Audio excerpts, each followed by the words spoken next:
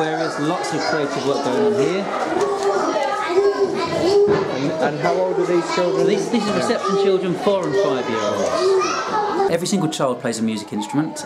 They play either the violin, the viola, the double bass or the cello, and that's every single child from year 2 upwards. So the children from the nursery upwards have weekly musicianship sessions, but every single child from year 2 upwards plays a string instrument.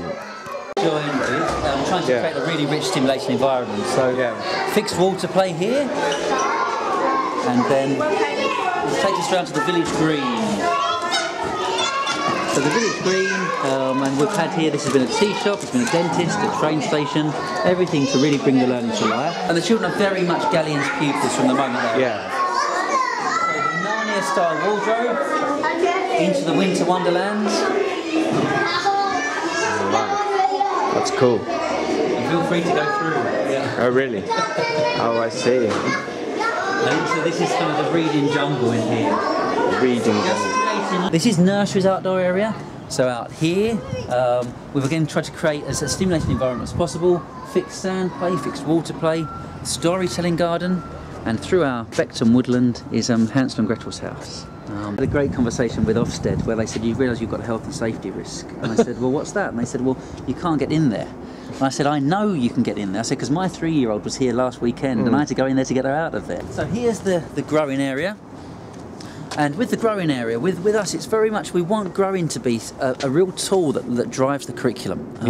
So if the children in year 4 are learning about the Tudors, they're researching what herbs the Tudors grew and growing them here. If they're learning about World War II, then they're researching what was grown on World War II allotments and growing it here. Ideally, when, not if, it's successful, then they're cooking with it as well. Lots of children, when they start at the age of 3, it's quite shocking the level of language, the level of knowledge that some of the children have got. We've got children, some of the children start and they don't even know their own names. Right. Pull what handle? The one on the left or the one on the right? The one on the left. The one on the left. A science lesson coming to life, rather than sitting with a textbook behind a desk, here we are, the children have got the same learning, they'll learn the body parts, they'll learn the names, but it's more memorable. So this area is all to develop that. It's all to kind of work on his own fine motor skills, his gross motor skills, and again developing his own language experience. Great. What have you just made? What did you just make? Cake. Do you think I can have one? Yeah. Oh, that's very kind, thank you.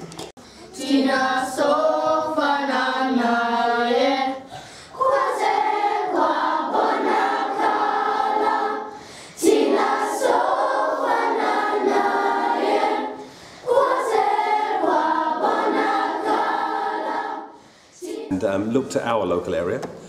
So we looked at the docklands and the changing role of the docklands, and then we made artwork around that. And so what we're doing there, we're looking at both an artist and looking at kind of learning outcomes around art and design. So things like control of materials, evaluating artist work, and also looking within the context of a local studies project. And so we're kind of doing 2 things really. So we're learning art and design skills, but we're also accessing the curriculum via using the arts as well. And we looked at 2 artists. One was Ernst Haeckel, who collected loads of specimens from under the sea and did studies of these. And then the other one was Rob Kessler, who takes microorganism photographs of pollen and seeds. So they looked at those, they studied those, and then they developed work. They developed some huge batik banners and all these drawings and studies related to those. So they're learning art and science at the same time, essentially, aren't they? So they're learning about the structure of the microorganism, but also how to paint, how to the whole technique symmetry is about resist. It was using wax and inks, and that in itself, has links with science. Oh, doing some Greek dancing, I think. For our showcase. Okay. I think we can see some Greek archers in there somewhere and other things going on. The war dance. Get ready for the war dance. Okay, a war dance. So for me, at Galleons, we've found something special. We've found that here, the approach through creative arts works. It works for us at Galleons, but I never want to say that that will work at every single school. I don't want people to pick Galleons up and try to recreate it elsewhere. What I do want is I want schools to find what's special for them. And a school with a strong vision, with a strong ethos that runs right the way through, and that could be sport, it could be cooking, it could be gardening, it could be theatre, but something that runs right the way through the school, something the school can be passionate about, I think is the way that schools should move forward. Too many schools want to improve English and maths, but they don't quite know how they want to do it.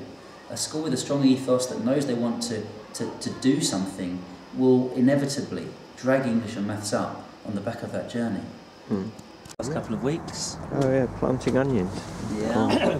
They were looking at, their project is around the world in 80 days. Yeah. And they did some research on what types of foods do lots of different countries grow, what's common in different, and they found that onions were used in so many different cultures, so they're growing onions, and they're going to hopefully cook with them to produce meals from lots of different countries across the world. There's the danger to think that everything we do is about arts and creativity, and that it goes its own direction. But I think what's important to know is that there is real rigour, there are standards, and there's a drive to make sure that children get to the levels they need to get to.